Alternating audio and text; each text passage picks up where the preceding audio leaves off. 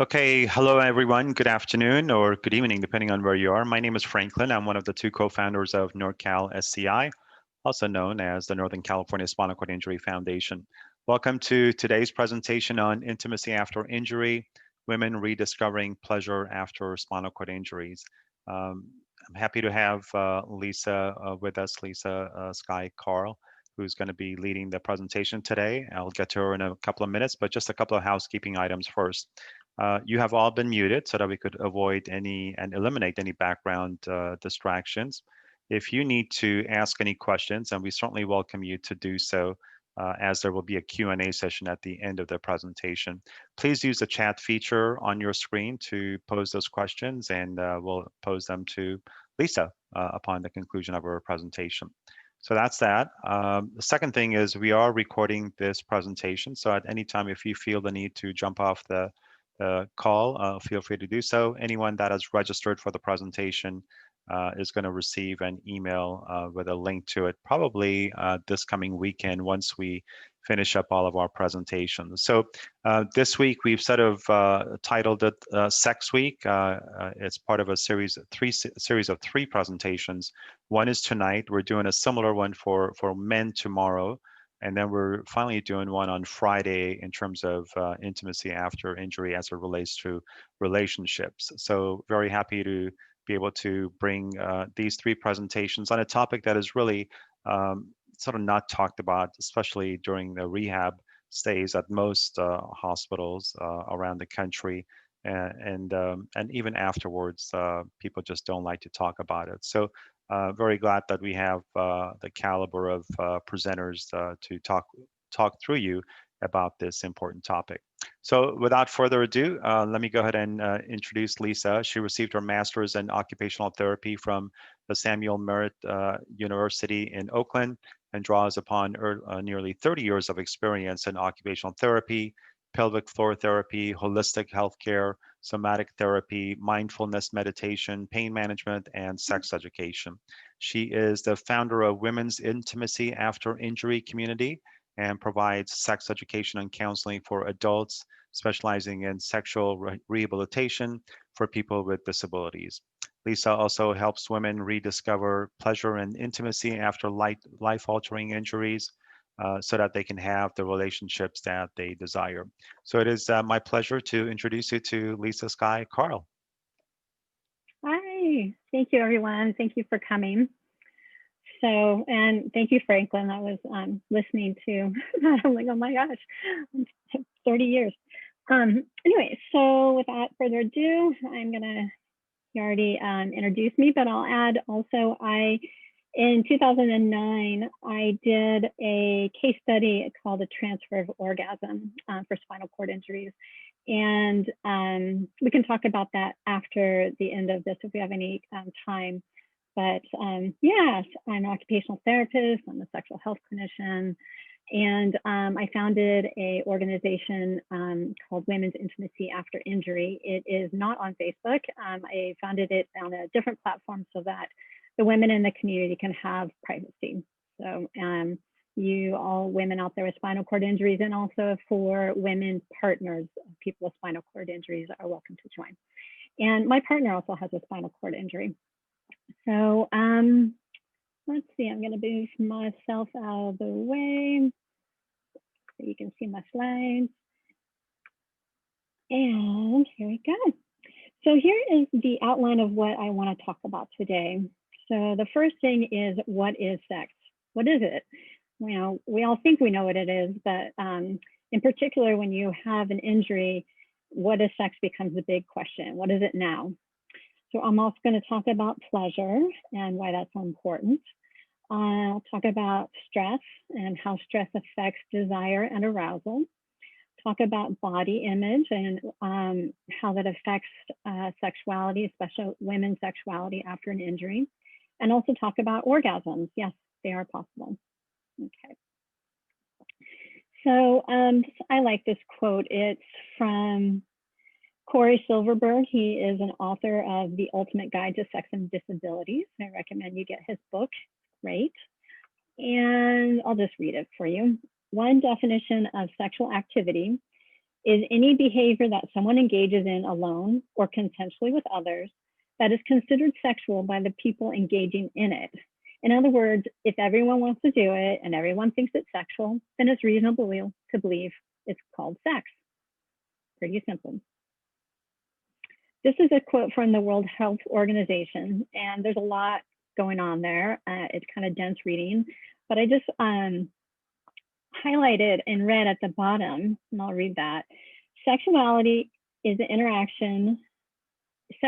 influenced by the interaction of biology, psychology, social, economic, political, cultural, legal, historical, religious, and spiritual factors. So what this says is that sexuality is not simple. It's very complex, it's very multifactual, and it's actually one of the reasons I love being a sexual health clinician is it's not just sex, it's not just the act of sexual behavior. There's so many things that go into it, it's quite complicated. So then what is sex now? What is sex after an injury? So those terms, what is sex and sexuality, those haven't changed just because you have an injury. They are the same. And what changes is your personal definition of sex. It's about changing your sexual behavior. It's changing your thoughts about sex. And I'm here to tell you that the sandbox, the container of sexual behavior is way larger than most people understand. Because of all those multi-factors, all these multiple factors that go into it, people's sexual behavior varies a lot more than most of us know. We don't talk about it, so we have no idea what the person next door is doing. But there's a wide range of sexual activities that people can participate in. As long as they're consensual and they're safe, I'd say go for it and think of it as a sandbox that you're playing in with your good friend, lover, partner. So what now? I don't want to sugarcoat it. Grieving. Grieving is completely understandable. Things are no longer the way that they were. Things have changed, and it's a pretty significant loss. And I think that trying to jump over the grieving process, it does not serve you well. So yeah, there will be grieving, and I'm here to remind you or to inform you that there's something good on the other side of the grieving. And even why grieving goes in stages. So even if you're grieving, it doesn't mean that you're not going to be sexually active if you don't want to. The grieving will come and go. And in that, remember that sexual behavior is much more varied than you might realize. I like to joke that Google is actually your friend here. Google is not the greatest source for lots of information, but in terms of sexual behavior and the wide scope of human sexual behavior, you can find a lot on Google. You can find a lot on the internet. Not all of it's going to be your cup of tea. Not all of it is necessarily consensual. And just my thoughts about porn is, remember, these are actors. They are people who practice, and there are cuts and spliced together video. So what you see in porn is not necessarily what's going to be happening in the bedroom. But you can gain some inspiration from porn, like, hey, look what they're doing. That's kind of interesting. Let's give it a try. But give it a try in a way that is,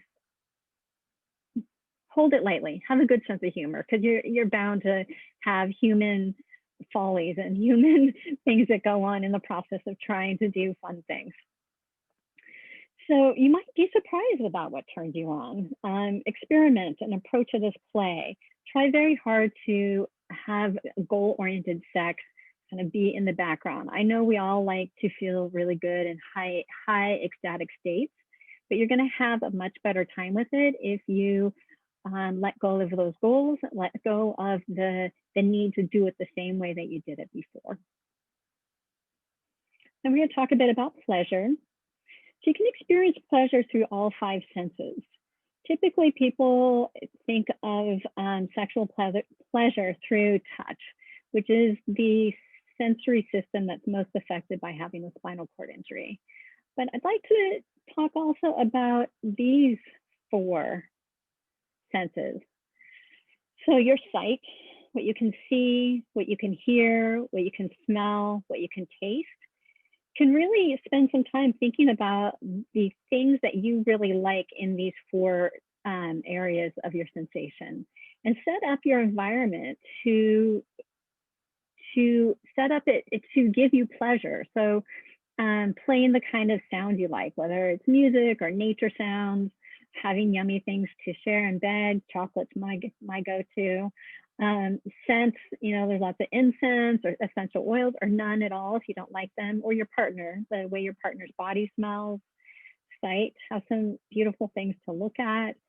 Can really do a lot with these 4 senses. And now pleasure in terms of touch. So like I said in the last slide, is that touch is the most affected sensory system that impacts sexual behavior with a spinal cord injury. And what I also just said is it's important to explore those other 4 senses, and they can really help you be in the present moment. They can help you be in your body. They can help you connect to your partner and be able to set the stage and really connect more deeply because you're more present.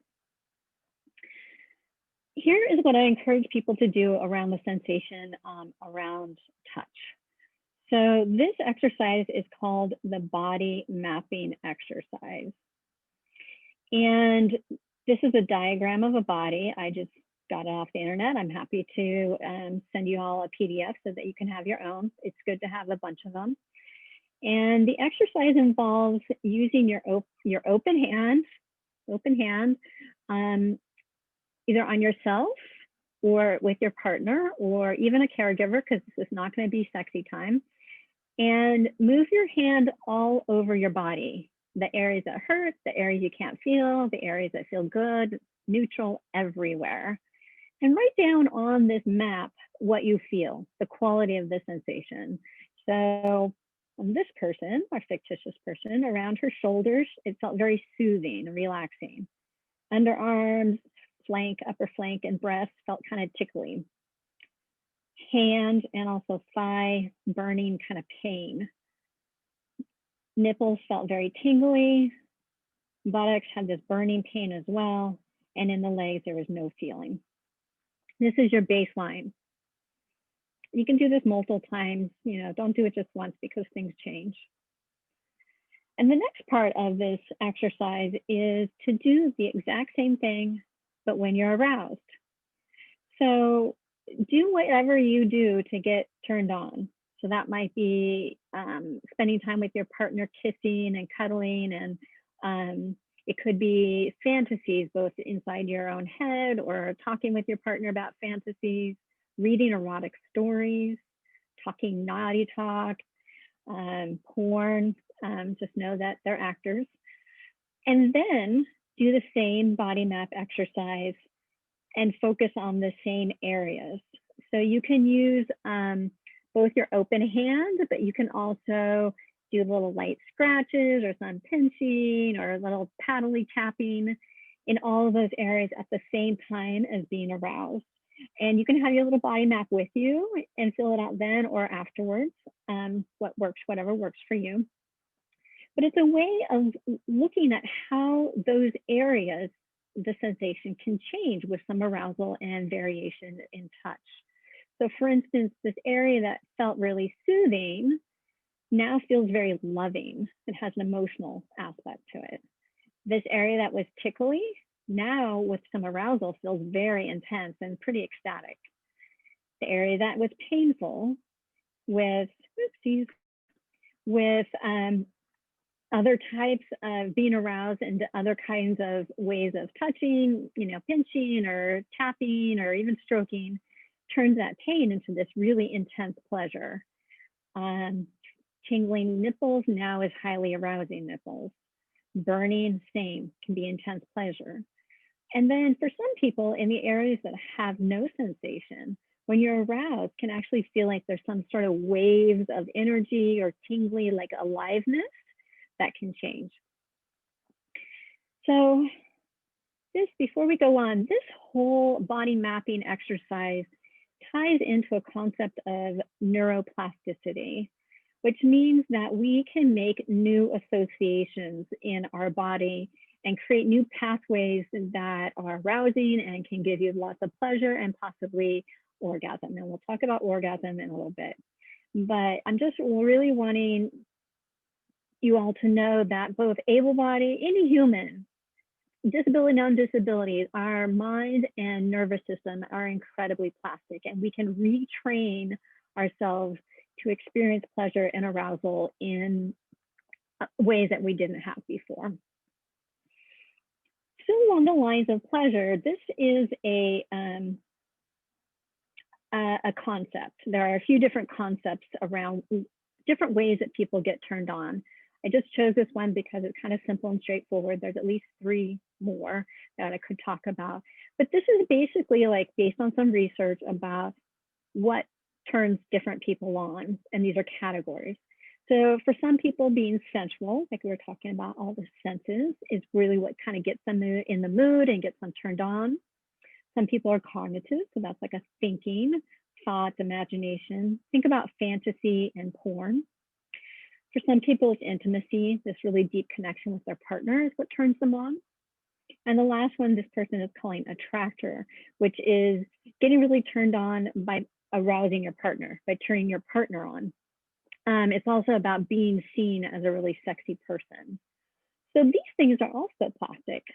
So let's say before your injury, intimacy, this deep connection with your partner was like your primary way of getting turned on. But you can also change that to being really turned on by pleasing your partner. Or let's say sensual was your main way, and now cognitive, fantasies could be your main way. So this increases that, the analogy or the image I had around the sandbox. You are in the sandbox with your playmates and you can play around with different sensations in your body and different ways in which you get turned on. Okay. Let's talk a little bit about stress and desire. Desire is the desire to be sexual, versus arousal is your physiological state of being aroused. And what I think a lot of people don't really understand is when someone is in stress, and certainly high levels of stress, your desire is likely to drop, especially for women. Our stress hormones and also some medications, certainly when you have an injury, you may be on medications that you weren't on before. And all those, some medications, you can look them up, you can talk to your doctor about what causes desire and arousal difficulties. But just stress by itself can decrease desire. But what I want to say here is, and you don't need to be turned on. You don't need to experience desire in order to engage sexually. Some people engage sexually because they think it's an important thing to do. Either it's because it's important to the relationship, or that it's important to you because you're wondering, like, does this even work? I want to figure this out. Even though I'm not like horny, I'm not like turned on. I want to know, what's possible. So it can either be for a relationship that you want, or it can be for just figuring out like what works for you. Sorry, my notifications keep going on. So along that same thing around stress and desire, Rosemary Besson is a Canadian researcher, and her research is all about women's sexuality.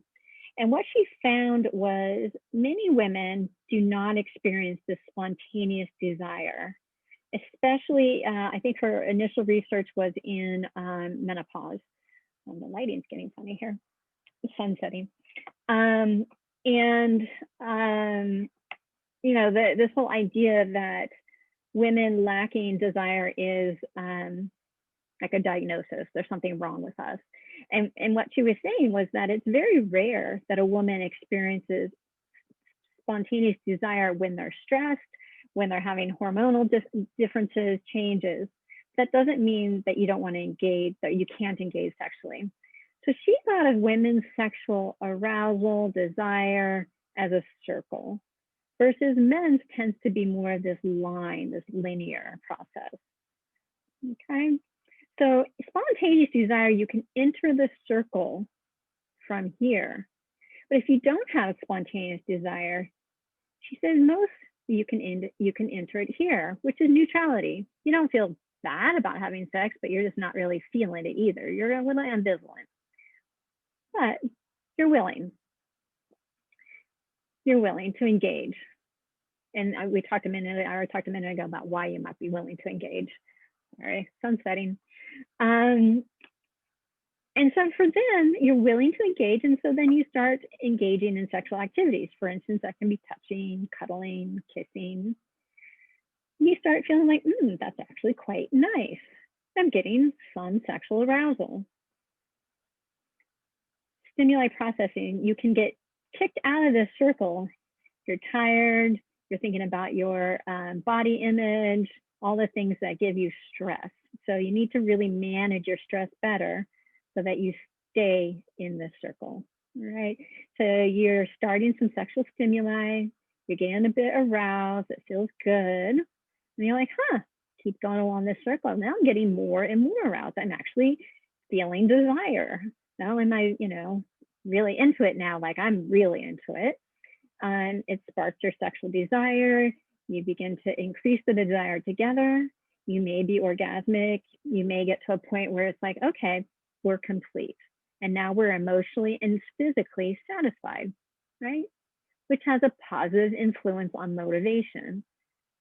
So next time you've had a good experience, you'll now know, oh, I'm feeling kind of neutral, but you know what? Last time I had a good experience, so let's go. We're on the circle again, right?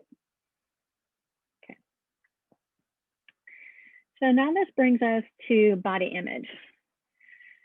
For women, this tends to be more difficult than men, and I know that is a generalization, but without an injury, it's a kind of a baseline issue for many women. So just give yourself a lot of grace around this. But body image is the way we perceive our own appearance. And again, give yourself time to grieve. You may be really confused and conflicted about how you feel about your body. You may be super preoccupied. You may be in fear of rejection. All these things are tying into stress for you, and it's totally understandable. So it's another grieving process. Here's an exercise that I like to give my clients. Sorry, I have a puppy and he's barking. I was hoping he wouldn't. Here's an exercise that I like to give to clients about managing body image issues. So on this side, you write a list of all the words, like we're talking the exact words that you're thinking about your body. So for instance, you might say to yourself, I hate my skinny legs. My stomach's too big. No one's gonna love me. I'm sure you have your list. It requires some mindfulness. Maybe you can carry a journal and write down when you have these negative body image thoughts, go ahead and write them down. Also make a list on this side, which are attributes of yourself that don't have anything to do with your body, your image of yourself. So for instance, you can say you may be in physical therapy right now and it's hard work and you are working your tail off and you're proud of yourself about that. Or your traits, you're really smart, you're funny, you're kind. You can think about some appearance. Then you have pretty eyes. You were just born with them. This isn't, something that goes away, right? You can think about how you are socially, that you really love your friends love you. All the attributes. I'm sure you can think of more. So you write a list of all the things that are good about you, that you like about yourself. And then every time you say something on this side of the list, you add, you add something on this side of the list. So for instance, here's an example. I hate my skinny legs and I am smart and kind. I think and is much better than but. It includes it all. Yeah, I got skinny legs. I don't particularly like them. And I'm smart and kind, right? So I think but is sort of discounting the reality of what you're thinking and feeling as well. But in doing this, it is part of this neuroplasticity. You can train yourself to focus less on your appearance and more on your attributes. Okay.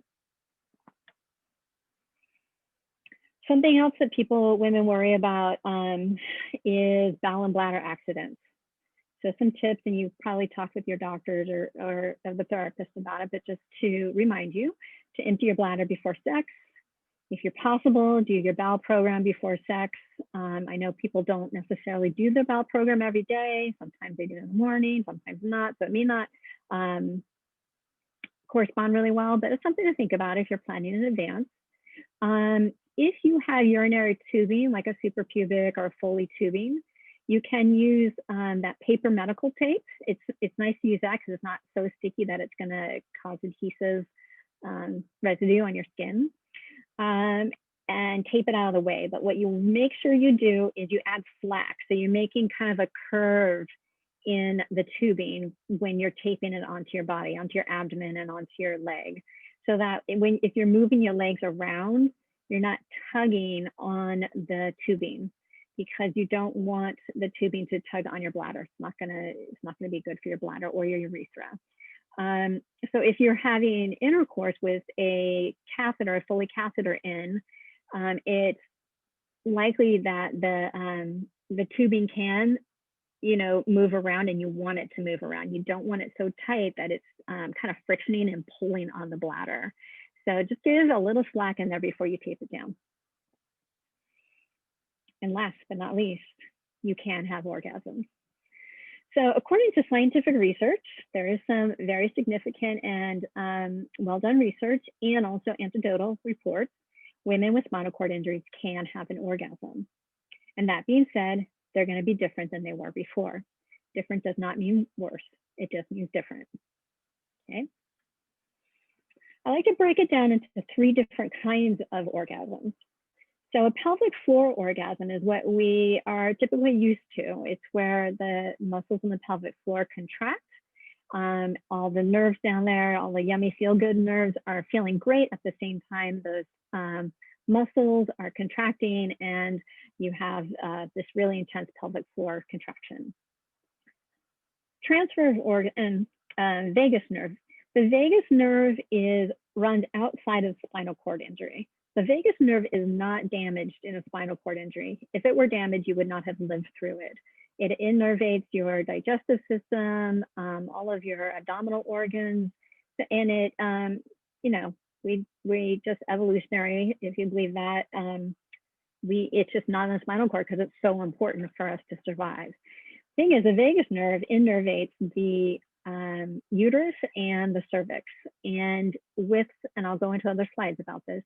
With the right kind of touch into the area where the vagus nerve innervates, you can have orgasms that are felt very deep in the body. So it's more like a vaginal, cervical, uterus kind of orgasm. Another kind of orgasm is called transfer of orgasm, which is where you find another place on your body that feels really good, that when being highly aroused, has an experience that feels more of this full body, kind of localized in that new area, but also wave-like body sense that goes through the body. And the way to find this transfer of orgasm is through that the body mapping exercise that I said before. And then energetic orgasms. The skill that you need to learn in order to have energetic orgasms are usually people find that through tantra or sexological body work. And I can talk more about sexological body work during the Q&A if we want. I was trained in sexological body work, and that really informed my case study on how to create this transfer of orgasm and energetic orgasm.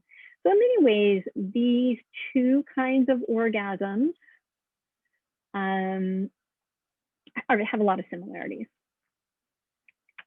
All right, so next talk about the vagus nerve kind of orgasm.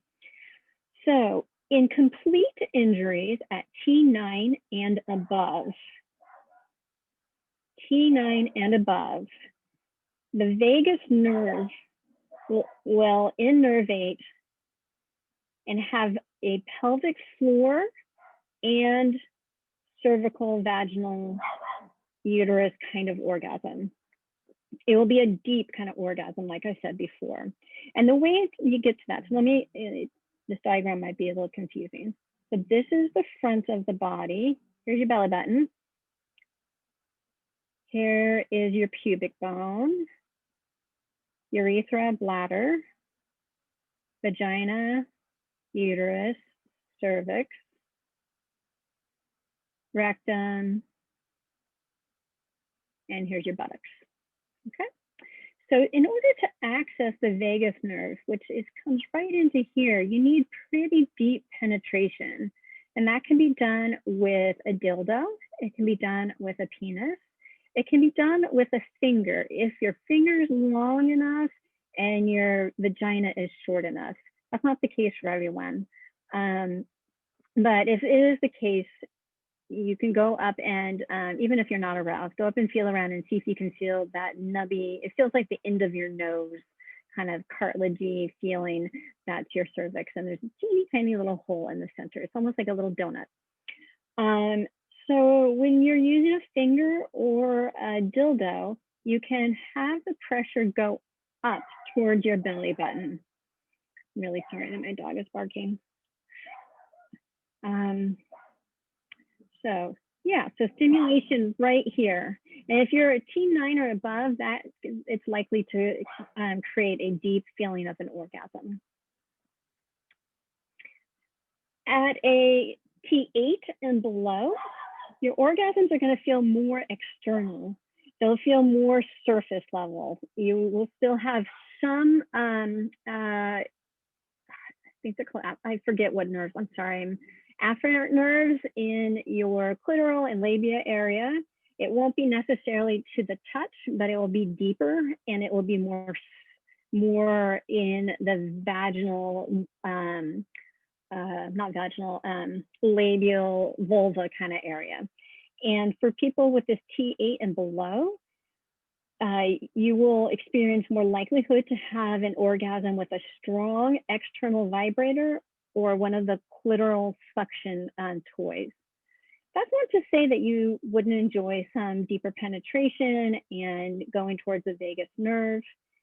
And also people with a T9 and above, they'll enjoy this kind of external play as well, but you're more likely to have a sense of an orgasm with these two different levels of injury. The demarcation level is about T9 to explore and see what's possible. Now, if you have an incomplete injury, it's who knows, you might have patchy sensation. I would say do everything, try everything, see what happens. There's a high likelihood that you will find your perfect stimulation combination.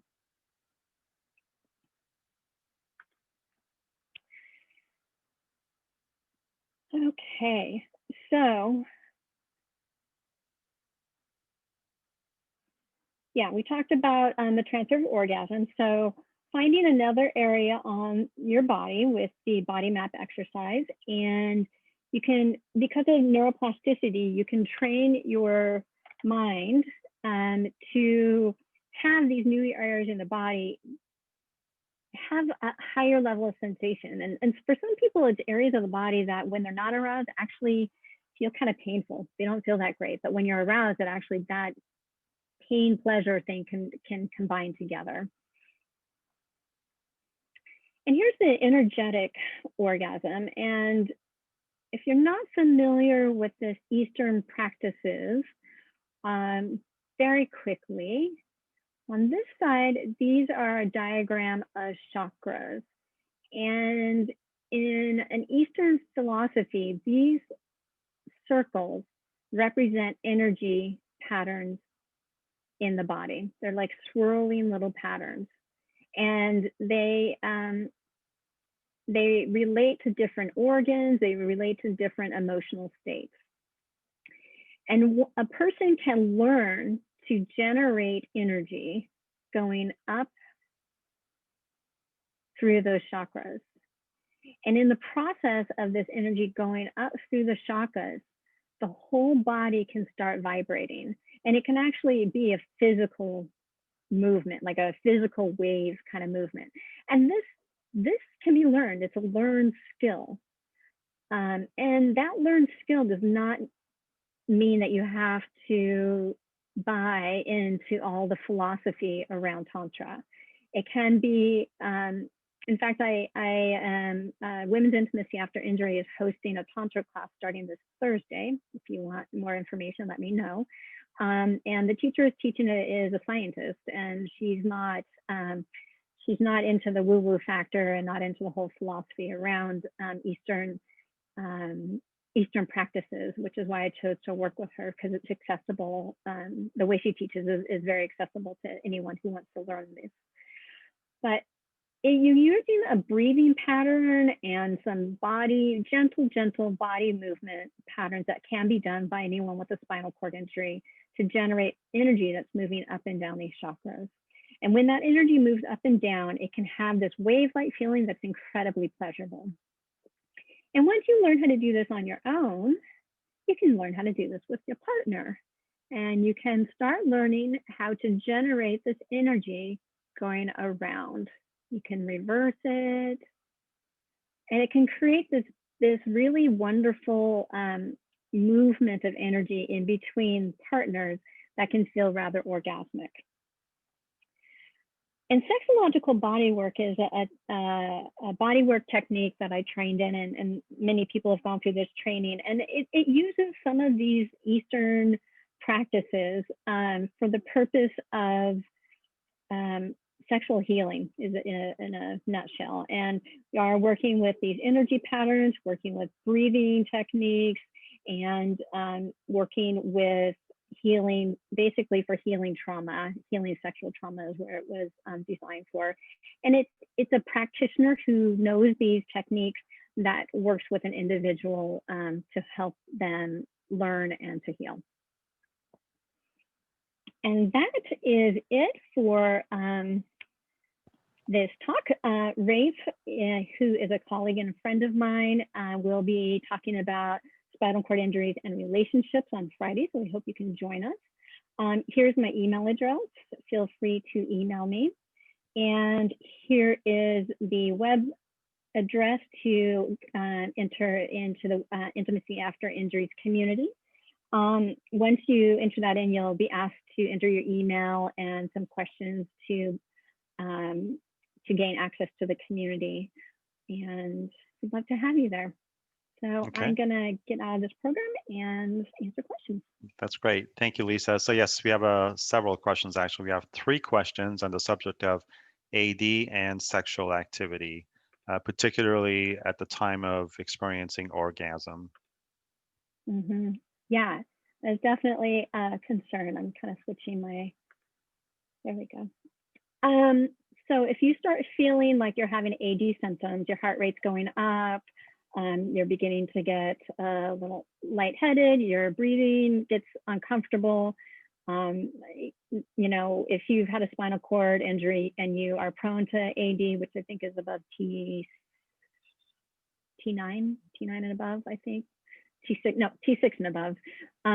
If you slow down, you slow way down, and check your heart rate, check your blood pressure if you need to, and then start back up and go really slowly. Could those sensations and feelings be mistaken for a true orgasm, though? I mean, how would you differentiate between the sensation of an orgasm versus an AD? Yeah. I don't know if you guys can hear this. Unfortunately, the gardener showed up right now. So there's some humming in the background. Good. Yeah. Oh, good. Great. It's a tough one. I would say go slowly. Experiment. If you start having symptoms of AD, slow way down and start up a little bit again. If you start having AD symptoms, slow down and just stop for that time. Try it again another time. And if it keeps happening, I would reach out to your doctor and find out what the parameters are for how much is your doctor comfortable with your heart rate and blood pressure increasing, and go with that guidance to keep it in that range that they feel comfortable with. Okay. We had someone actually make a comment about it. Apparently, she's an OT. That if you're prone to AD with sexual activity, maybe modifying the position with legs hanging off the bed can help regulate the blood pressure. Yeah, elevate your head. Yeah. Okay.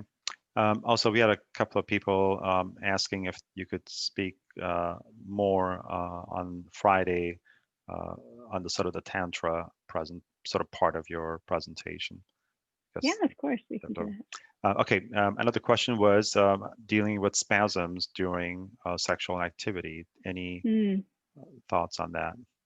Yeah, a lot of that can be helped with positioning. So multiple things. One is just know you're going to have spasms. And if this is a new partner, someone that you're just getting to know, it's really good beforehand to tell them that it's likely that you'll have spasms and that there's nothing bad happening. The other thing is positioning. You can position yourself with a bolster and bring your knees towards your chest and with knees up. So if you start spasming, you're not going to be kicking out as far. You can also use some restraint systems that tend to be sold in more kind of kinky stores or kinky websites. There are, they're called spreader bars. So it's like a metal bar with cuffs on either end that I've seen people use, and the more mobile partner can hold the legs with that spreader bar to keep them more secure. Okay. We have someone who's actually a T9 incomplete, and she says, I did not see any sort of slides addressing the incomplete injury people. Yeah, you're right. I spoke about it briefly. If I had a lot of time, I would have loved to go into everything.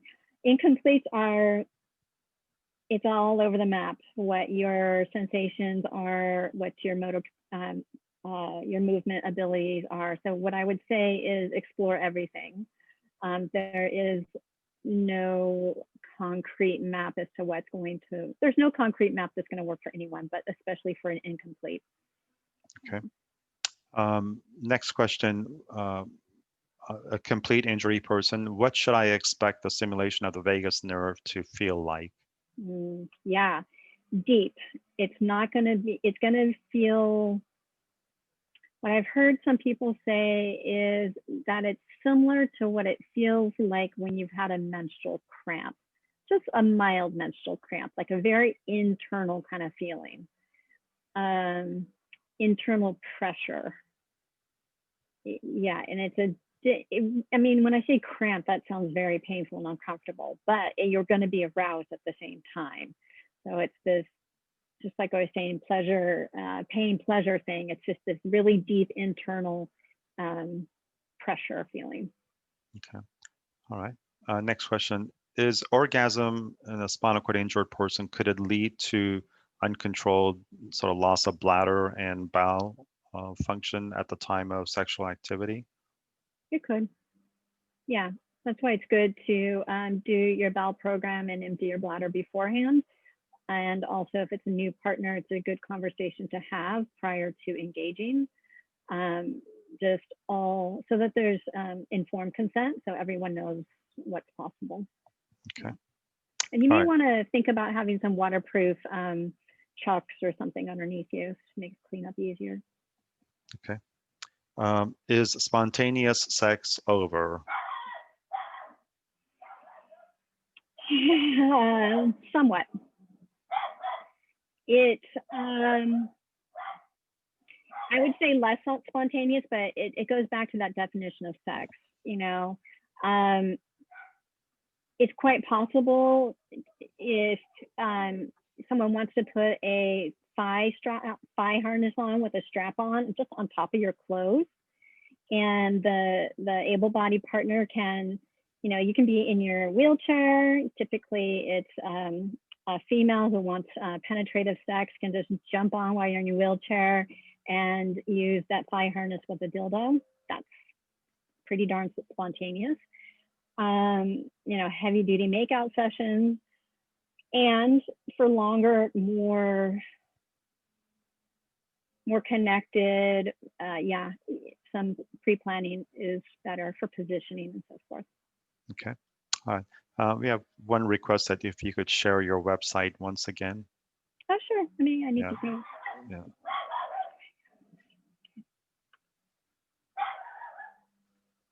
And by the way, folks, all of you are going to receive the recording of this presentation by this weekend. So any of the slides that you're interested in checking out again, you'll be able to see them in the video recording. So no worries on that front. And there it is. Yeah. How many members are part of this group, Lisa? It's about 175. I am struggling to have people engaged, to be honest. I think it's because it's not on Facebook. People aren't used to coming to a different platform. I did it because Facebook is not private. So on this other platform, you don't have to use your real name. You can change your profile to have whatever name you want, and people can't go look in on your profile and learn about all your business, so that you can feel more comfortable to ask questions you may not want other people to know about. It's also a platform that I can do. I have a lot of content that can be organized really well, easy to get to, that Facebook doesn't. And also Facebook is kind of funny about sex. Some people make some posts that Facebook doesn't like. Your whole group can be frozen for quite a while. Okay. But for better or worse. Yep. All right. We actually had two more questions. How can I speak to my male partner about providing me with the type of sort of assistance that I would need during sexual activity? And is it a woman that's speaking? Yes, a female speaking.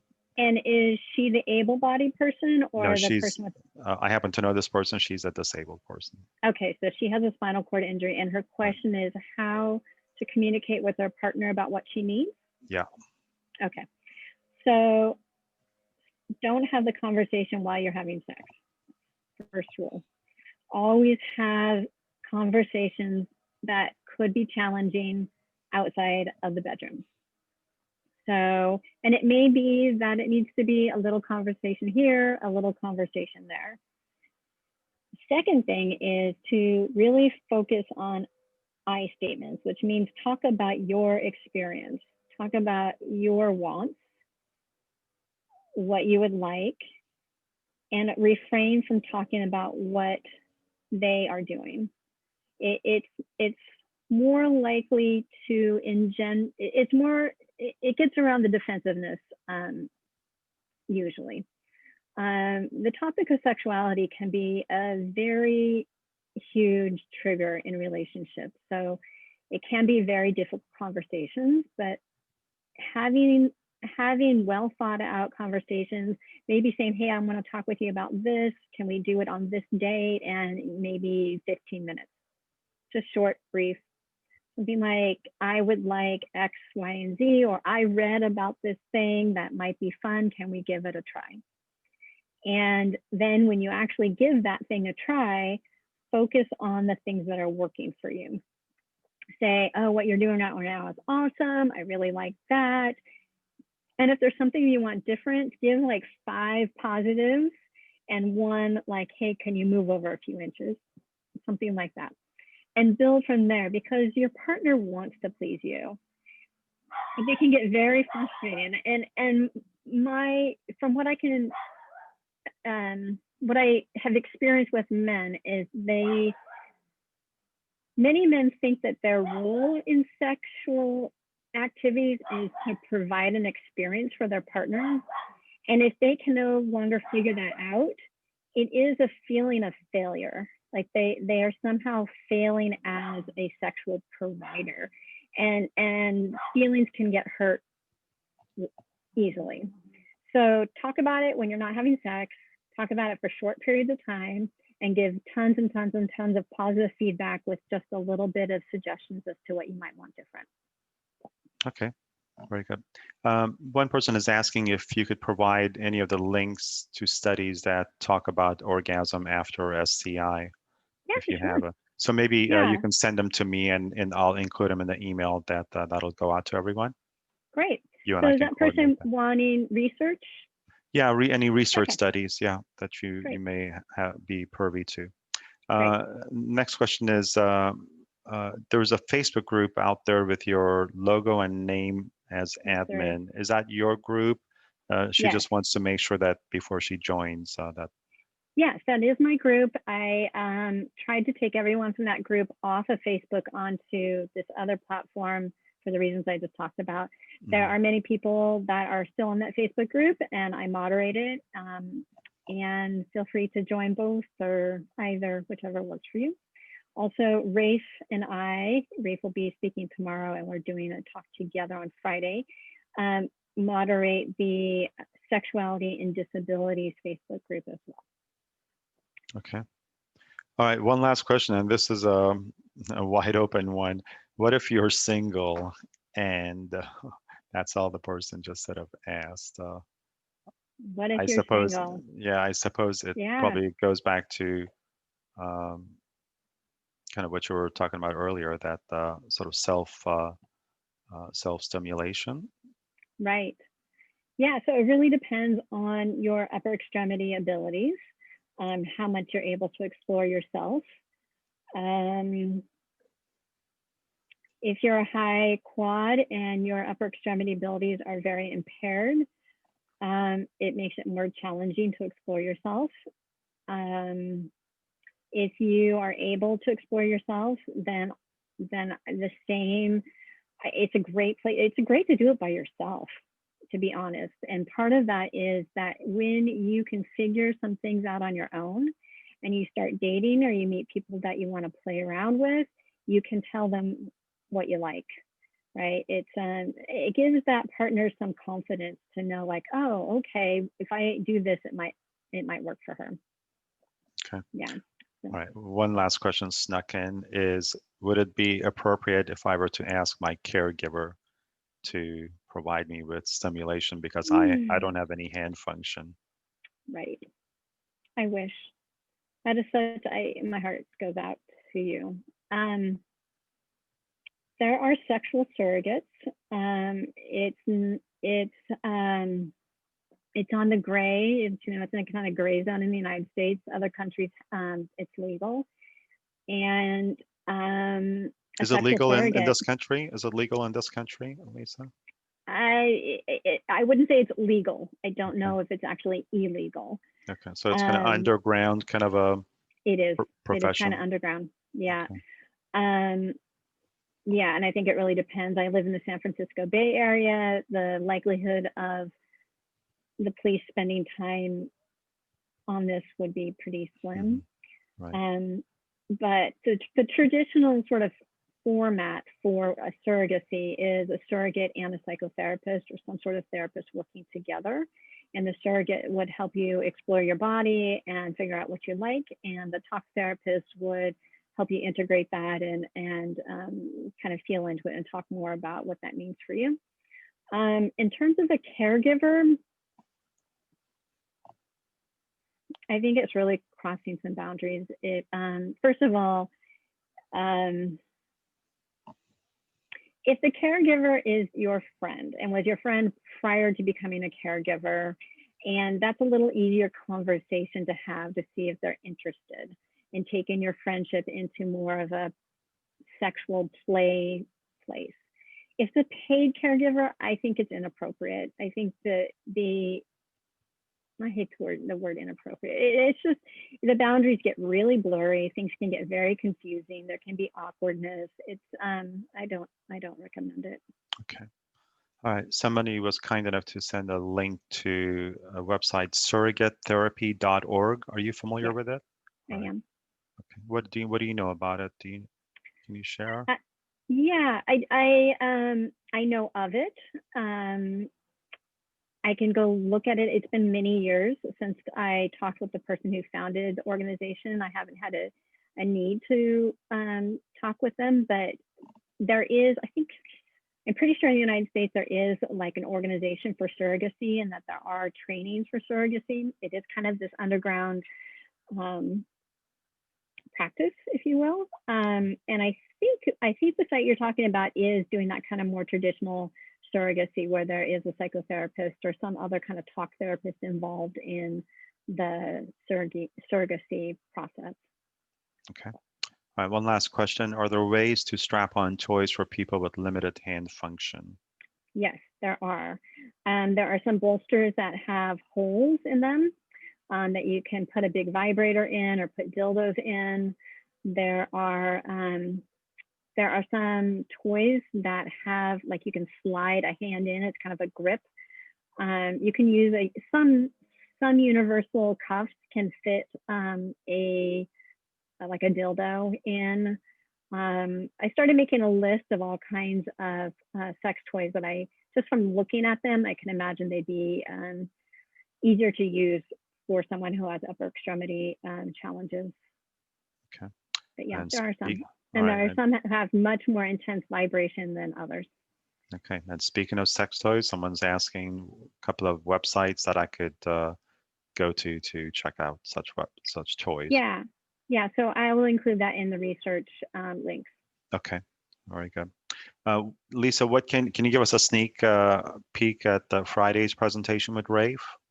What can participants expect? Yeah, so Rafe and I are going to talk more about relationships, and we're going to talk about communication techniques. I've been so focused on one, I can't even remember what that outline looks like. Certainly communication techniques, and we'll probably talk about Tantra, and okay, no worries. I can actually, yeah, it would take me out of the screen to go look. No, don't worry about it. Okay, very good. That brings to conclusion our presentation tonight. Thank you, Lisa, and thank you everyone for spending your Monday evening with us. Once again, there'll be a recording of this presentation that will be sent out over the weekend once we go through all three of our presentations for this week. Again, tomorrow's is going to be one dedicated to male sexuality, and then Fridays, as Lisa mentioned, she and Rafe will be doing one on relationships and sexuality. Also, I forgot to mention that thanks to the Reef Foundation, we're able to bring presentations like tonight's to everyone. So thank you, Lisa. Thank you to everyone who participated. Have a good rest of your night. Thanks. Okay, bye-bye now.